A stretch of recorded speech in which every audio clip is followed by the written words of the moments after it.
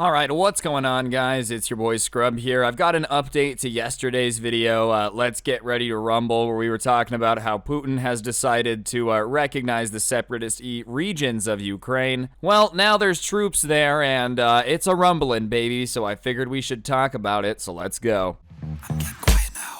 Laying low when you reach zone, wiping down, making out, stack the... Alright, so obviously we've kind of known for a while this was coming. You don't just amass 150,000 troops on the border to not do anything, and officially as of last night, Putin gave orders for troops to go in to quote-unquote keep the peace, which I just think is really funny. I mean, the regions he is going into have been at civil war for the last 8 years, but that being said, there's a lot to be said for the separatists being backed by the Russians in the first place, so it's almost like they started the fire and now are putting it out. Putin orders Russian troops into eastern Ukraine separatist regions. The move follows the Russian president's recognition of self-proclaimed separatist territories in eastern Ukraine as independent, and Western countries condemned the decision and vowed new sanctions. After the speech he gave that we talked about yesterday, where he was basically like, you know, these regions need stability and Russia's the place to provide it, so we're going to recognize them as Russian regions, blah, blah, blah, blah, blah. This was like the guaranteed next step. I mean, that speech was basically just outlining what was going to happen in the next few hours, which was troops going in to keep the peace. As for, you know, this entire situation, it's kind of, I don't know, you can't say that, like, Russia has no reason to go keep the peace at all because it has been contested for the last 8 years in a civil war.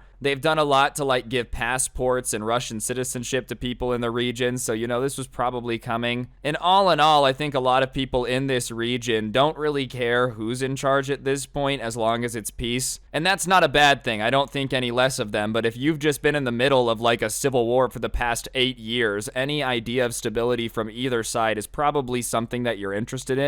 Just because living in a war zone for 8 years would probably suck a ginormous butthole and not be something you want to be doing. That being said, it is totally a breach of Ukraine sovereignty, which, you know, sovereignty, which is why it's such a hot button issue amongst all of the Western countries, is because it's like you still just can't go in and take over states, regardless of whether or not there's been a civil war going on. Although the eastern Ukrainian provinces of Luhansk and Donetsk, sorry if I said those wrong, are claimed in whole by pro-Russian separatists, only parts of the provinces are under their control. Both provinces belong completely to Ukraine under international law. It's not immediately clear if the order in the decree means Russian troops will be dispatched only to the territory already controlled by separatists. See, this is where it gets tricky. These regions do have a huge chunk of them that are controlled by pro-Russian separatists that really want to belong to Russia and are on the border with Russia. So if they move troops into that region, you know, it's kind of like, oh, we're keeping the peace. Ukraine doesn't have control. It's these pro-Russian separatists. Obviously, we need to provide more order to them. Wink, wink, nudge, nudge. Meanwhile, I don't know if they're probably going to go through the rest of the territory. Maybe I'm wrong. The situation's developing quickly. Like, by the time this is out, maybe they've taken over all Ukraine for all I know. That being said, I believe Russia's probably going to, like, park their troops in the region that is separatist controlled right now, get that under control, annex it, you know, get it assimilated. Kind of similar to what they did when they, like, took Crimea. They didn't just keep pushing, they kind of took it, you know, let it assimilate for a bit, and then, what, 8 years later now, they're doing more? So overall, it seems like their approach is to just slowly chunk away at Ukraine. 8 years from now, they take the rest of the state, you know? I do think Putin is playing a long game here. I think he's going to wait to see what the reaction of the Western countries is to moving the troops into just the places under separatist control. That being said, it's not looking like the West is going to do nothing. I don't think we're going to be going to war. It doesn't look like troops are being sent. Ukraine might have something to say about that, but as for like the US, Canada, you know, UK, NATO, doesn't seem like we're going to be sending troops over, but economic sanctions are going to be coming in, and Germany delivered a huge blow to the Russian economy.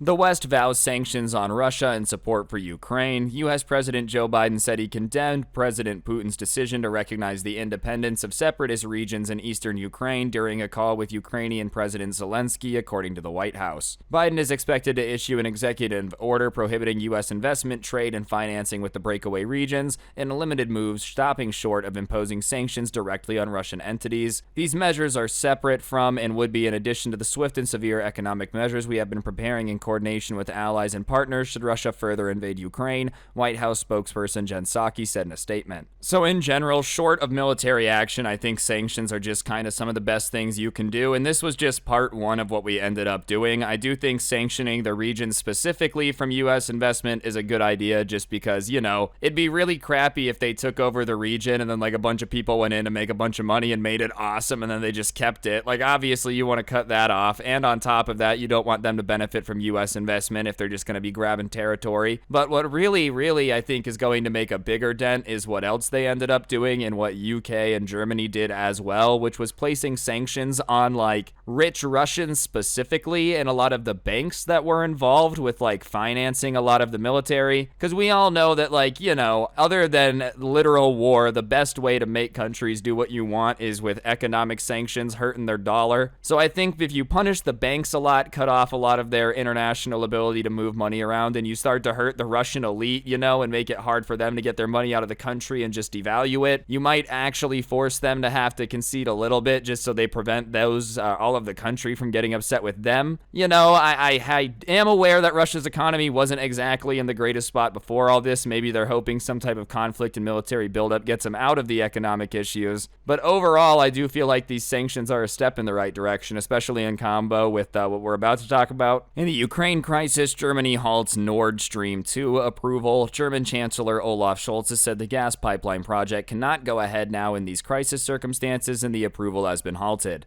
Now, the reason this is a big deal, you know, besides just sanctioning the banks and the Russian elites, is that a huge, massive portion of Russia's economy comes from natural gas and oil production, you know? And they were going to make an absolute butt ton of money selling that to the European Union. Obviously, there's only so much demand in Russia. If you get into Europe, there's a whole lot of homes that use natural gas for heating, cooking, whatever it may be. So if they were able to get this streamline completed, this gas pipeline, and start exporting that to Europe, it would have been a huge boost to their economy. And so Germany has kind of been dangling this carrot, being like, hey, please don't make us turn off this pipeline. Germany would have benefited too, you know. But that being said, the fact that Germany's cutting off this Nord 2 pipeline goes to show that Russia did sacrifice quite a bit to get this land grab out of Ukraine, because this would have been a huge boost to the Russian economy that's just gonna be, you know, if not happening, at the very least delayed even longer now. And overall, I just am really not understanding if it was worth it, you know. I don't know if in his calculation he didn't know if they were actually going to delay the pipeline, because it would have benefited Germany too. But the tiny chunks of Ukraine that they're getting just don't really seem worth the trade-off of losing the ability to boost a huge portion of your economy by selling it to the EU. And so this, I think, is one that's really going to hurt them. Sanctions are being applied to VEB Bank and Russia's military bank, Prozmysy Bank. I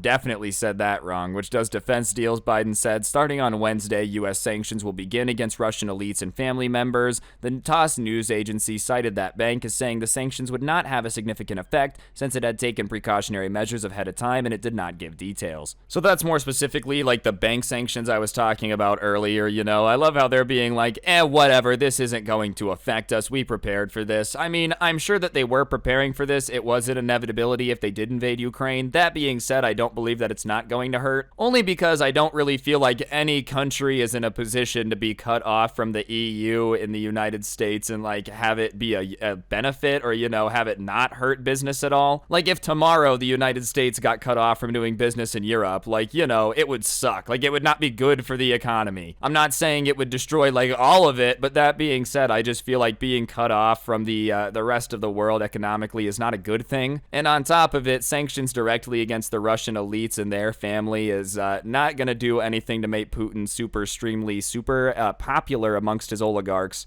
Because, you know, Russia's kind of got this oligarchy thing going on where the elites are in controls of industries and they kind of, you know, support Putin because he keeps them in their position of oligarchs. So if they're going to start having their lifestyle giantly affected, you know, their fortunes disappear and just not be able to be in a position to be supporting Putin in the first place, it might have an effect, you know. Maybe I'm wrong. Maybe Russia really is playing 8-dimensional chess and these sanctions won't matter. That being said, I do think that's just a little bit unlikely. I'm not in charge of Russia, but I'm just not really understanding understanding if all of this was worth it. You know, maybe if the goal is 8-dimensional chess long-term play like I was saying earlier, and in 50 years they have all of Ukraine, maybe it's worth it. But I just don't know if isolating yourself from the giant trading partners you could have right next door is worth it, even if you do end up getting all of Ukraine in 50 years. But, you know, I guess that's why I'm not in charge of countries. No one should put me in charge of anything important, because I'm just a moron talking over gameplay about what's poppin' in the world. But I just figured I would update you guys to what's going on, let y'all know what's poppin', especially because I talked about it yesterday. So, if you did appreciate the video, I would really appreciate you taking a second to press the like button. Let me know in the comment section down below what you thought, and of course, subscribe if you're new, and turn on those notifications. If you really want to help me out, I'll put a link to the intro song down below, along with a link to my podcast, The Scuffed Cast, or of course, you could use code SCRUBBY at the G Fuel checkout. I'd really appreciate it. And the last two things I gotta plug, I do put some of my content up on Spotify, so if you ever want to listen without gameplay or offline, you should check that out. I'll put a link in the top of the description. Or you can check out my merch store, where you'll find the coolest merch to ever exist, which is very, very fantastic. You know, look at it, Superfly, in the description, like I said.